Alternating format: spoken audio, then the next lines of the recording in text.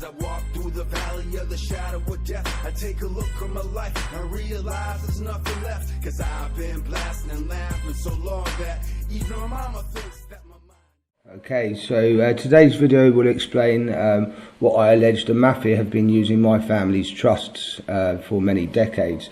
Where the Mafia came from originally is in America. What they were doing is getting a group of high society to basically build banks, get individuals around the world to see this bank is doing well, and then eventually, after a sort of a 5-year plan, they decide to collapse the bank.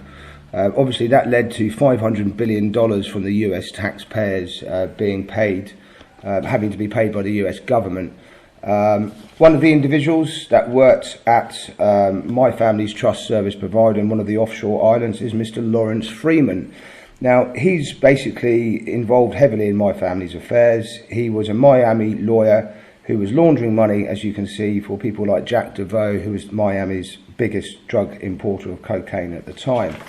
On the next page, you'll see there's more information about the savings loans and when the banks went bankrupt in America. You can also see the high society, the Bush family that are involved. Obviously on the next page, which is to do with Neil Bush, he's involved with the individual who gets the $74 million from behind my grandfather's house. I can elaborate on this at a later video. Now looking here, we can see the sort of information that I'm trying to suggest is it's all related to the elections in America. The reader is just going to have to do their own research there, otherwise this video could go on for a long time. Again, there's just more information. You can see Mr. Pete Bruton at the bottom of the page is mentioned. That's the book I get all of my information from. Again, on the next page here, we've got Miami lawyer Mr. Lawrence Freeman being mentioned again, and the activities in association with Jack DeVoe and the CIA. Again, there's just more information for the reader. This video could be so long on that topic. Now we can see on this next page here, there's £2.2 billion worth of cocaine money has been made by these individuals. Where have they been laundering that? That's a very good question. I suspect it's through my family's trust in one of these offshore islands. We've never been given accounts or paid any money since 1978. You can see now here there's a lot of interaction with the Bahamas. With my granddad, for example, 4 days after his murder, they changed the name of a company to a motto to do with the RAF, and they transferred millions of pounds on October the 31st. Bear in mind, he was murdered on October the 26th, so I think they've only got 1 working day to do that transaction. On the next page, you'll see again Mr. Barry Sills mentioned in connection with Mr. Jack DeVoe and the Bahamas connection again. Here you can come to see the trust deed of my family. It is unsigned by my grandfather, and basically the individual that signed it is Mr. Raymond Sidney Richard Harvey. He's in the book. I will be sending, at the end of this video, you'll see some information on him.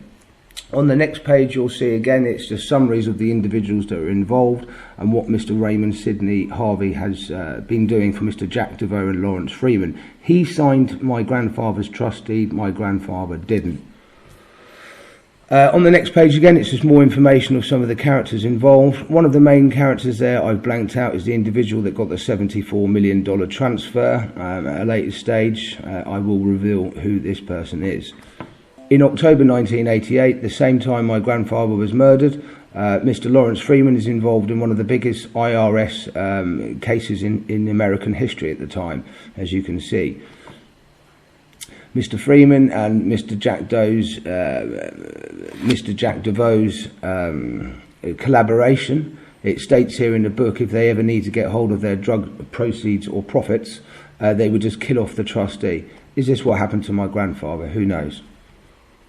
And again, more information on Mr. Freeman. He's out very early, considering that he's been laundering large sums of money for the drug cartels.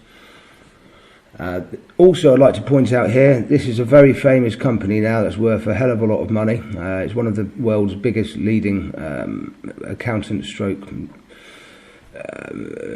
individuals in this business world. Their offices at the time were in Bogota, Colombia. I have a lot more information on this company. For example, Robert Calvali, they were the liquidators for that individual afterwards. Also, they placed the trustee in my family's affairs in one of the offshore islands, and we never got our family's money. I'd also like to mention that there is a documentary on the internet called World in Action, Dirty Money, episode 28. No one can find the sound to that. I've managed to locate the sound for that, and it actually talks about Mr. Harvey and the involvement with the Mafia. So if anyone would like that documentary sent over, please do email me. Thanks for listening today. Bye bye.